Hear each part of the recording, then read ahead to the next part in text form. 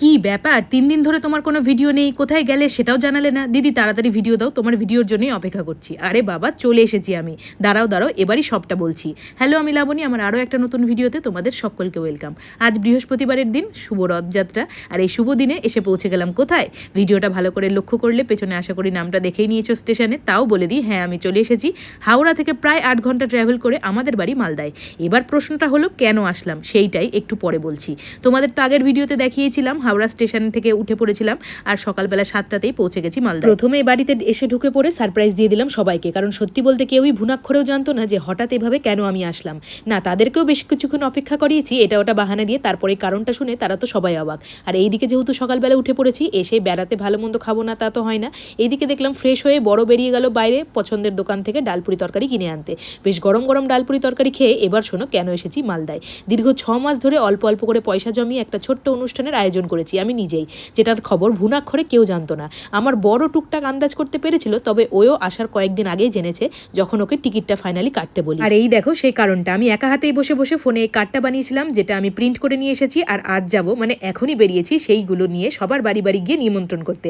একটা অনুষ্ঠান অর্গানাইজ করতে গেলে কত দিকটা ভাবতে হয়, কতটা সামলাতে হয়, এবং ছোট ছোট জিনিসগুলো যেহেতু সব কিছুটাই আমি অ্যারেঞ্জ করেছিলাম, আর সেই হাওড়ার বাড়িতে বসে যেহেতু এত দূর থেকে এত দূরের জন্য প্ল্যান প্রোগ্রাম করছিলাম, তাই সমস্ত কিছুটা করতে একটু অসুবিধা হলেও আমি কিন্তু ঠিক সব কিছু ম্যানেজ করে নিয়েছি। আর এই দেখো বেনারসিটা আগে থেকেই কিনে রেখেছিলাম, দিনের দিন সেটা বানাতে দিয়েছি, কারণ আমাদের অনুষ্ঠানটা কালকেই, মানে শুক্রবার দিন। সত্যি বলতে সবাই তো ভেবেই অবাক যে শুক্রবার দিন এত বড় একটা অনুষ্ঠানের আয়োজন, আর আমি বৃহস্পতিবার সকালে ঢুকে সবাইকে সারপ্রাইজ দিয়ে সেটা জানাচ্ছি। মা বাবারা তো চিন্তিত যে কিভাবে সবকিছুটা কমপ্লিট হবে এই নিয়ে, কিন্তু আমি অনেকটাই কনফিডেন্স ছিলাম, কারণ আমি যখন এতটা করে ফেলেছি আর কোনো জিনিস ভালো মনে করতে গেলে সেটাতে আশা করি কখনো কোনো বাধা আসে না। সকাল সকালই শাশুড়ি এবং ছেলেকে সঙ্গে করে নিয়ে বেরিয়ে পড়েছিলাম একটা টোটো বুকিং করে। সকলের বাড়ি বাড়ি গিয়ে কার্ড দিয়ে আবারও দুপুরে একটা বাড়িতে নেমন্তন্ন ছিল, সেখানেই দুপুরের খাবারটা খেতে এসেছি। এবার শোনো আসল কারণটা, দীর্ঘদিনের না হওয়া একটা কাজ আমি পূরণ করতে যাচ্ছি, সেটাই তো তোমাদের বলেছিলাম। হ্যাঁ সেটা কেন এবার শোনো।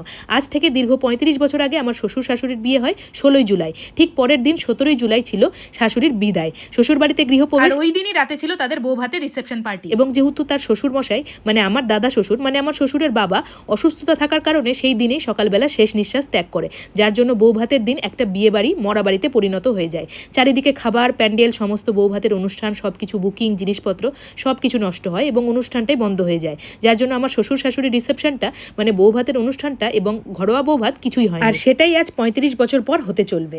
বিয়ের পর থেকে আমি কখনোই দেখিনি আমার শ্বশুর শাশুড়ি বিবাহ বার্ষিকী পালন হতো, অথবা কেউ করছে, অথবা তাদের নিজেরও মনে আছে যে তাদের আসলে মানে বিবাহ বার্ষিকীর ডেটটা কবে।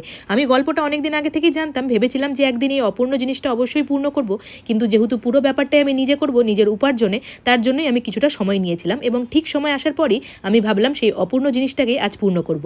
প্রতিটা মেয়ের একটা স্বপ্ন থাকে, বিয়ের পর শ্বশুরবাড়ি গিয়ে তার ধুমধাম করে একটা বৌভাত অনুষ্ঠান হবে, তার ফুলসজ্জা হবে, সে সুন্দরভাবে সাজবে, কিন্তু তার শ্বশুরবাড়ির পক্ষ থেকে এই জিনিসটা তার সাথে হয়নি।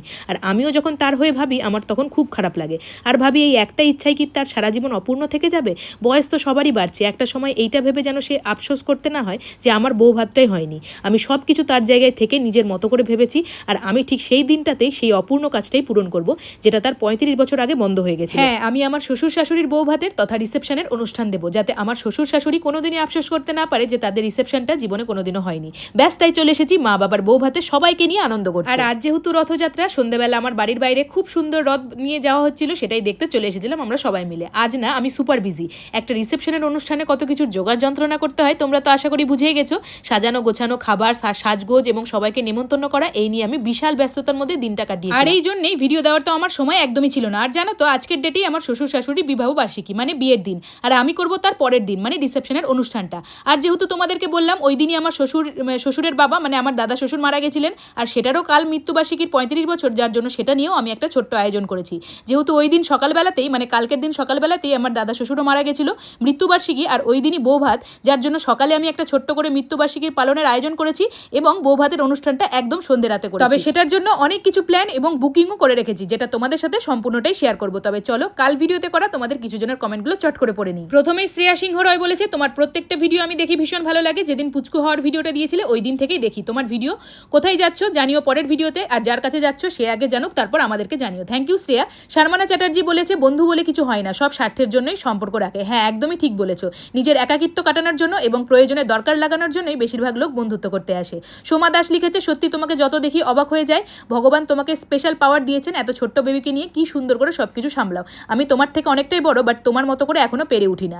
তুমি নিজে সুস্থ থাকো। দেখো সোমা, কাউকে নিয়ে সমালোচনা করা, খুদ বের করা তো খুব সহজ, কিন্তু কাউকে নিয়ে প্রশংসা করতে গেলে না দরকার লাগে শুধুমাত্র তার পারিবারিক শিক্ষার। পাপিয়া পাল বলেছে তোমার শরীর ঠিক হলো, তোমার বেবিটা খুব কিউট, আর আফগানি চিকেনের রেসিপিটা দিও, আমার নামটা নিও। এই তো পাপিয়া, তোমার নামটা তো নিয়ে নিলাম, আর আমার শরীর এখন অনেকটাই ভালো আছে, আর আফগানি চিকেনের রেসিপিটা খুব তাড়াতাড়ি তোমার সাথে শেয়ার করবো।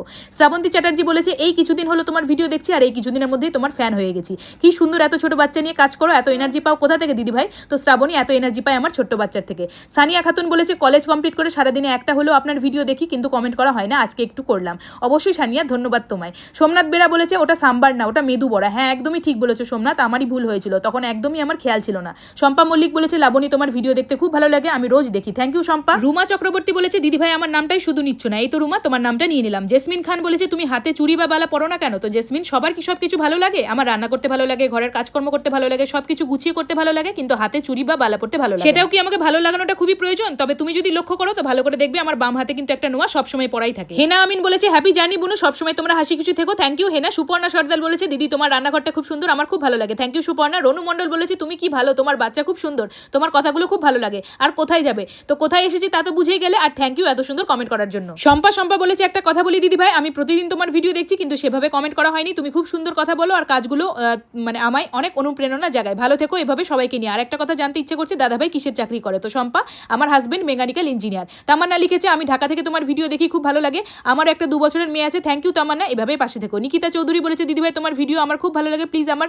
কমেন্টটা নিও। বলছিলাম যে তোমার কয়টা রুম গো নিকিতা? আমাদের তো একটাই বেডরুম আর একটা ডাইনিং কাম কিচেন হল রুম, তবে সবগুলোই কোনোটাই বড় না, খুব ছোট্ট সাইজের। উফ, সারাদিনের একটা হেট্রিক শিডিউল নিয়ে আজকের দিনটা শেষ করছি। সবাইকে নেমন্তন্ন করার পর গেছিলাম পিসির বাড়ি নেমন্তন্ন করতে, ওখানে গিয়ে সন্ধ্যের ফুচকা পার্টি হয়ে এখন ঘরে এসেছি, রাতের খাবার খাচ্ছি। সারাদিন নিরামিষ খেলেও রাতে চিকেন খেতে ইচ্ছে করলো, ব্যাস জোম্যাটো থেকে অর্ডার করলাম। আর এত খারাপ কোয়ালিটি পাবো ভাবিনি। প্রথমে গরম থাকার কারণে বুঝতে সময় লেগে গেল যে চিকেনটা একদমই ফ্রেশ ছিল না। তারপর বাকিদেরকে যখন টেস্ট করালাম বুঝলাম যে একদমই এটা বাজে। কি আর করবো, শুধু আলু ভাজা দিয়ে ভাত খেলাম, আর আমার শরীর একদমই চলছে না, পুরো লুটিয়ে পড়বো বিছানায়। আর কাল আছে আমার বিশাল বড় কাজ, সকালে এক অনুষ্ঠান, রাতে আর এক অনুষ্ঠান, কিভাবে সেটা পালন করবো দেখার জন্য সাথে থেকো।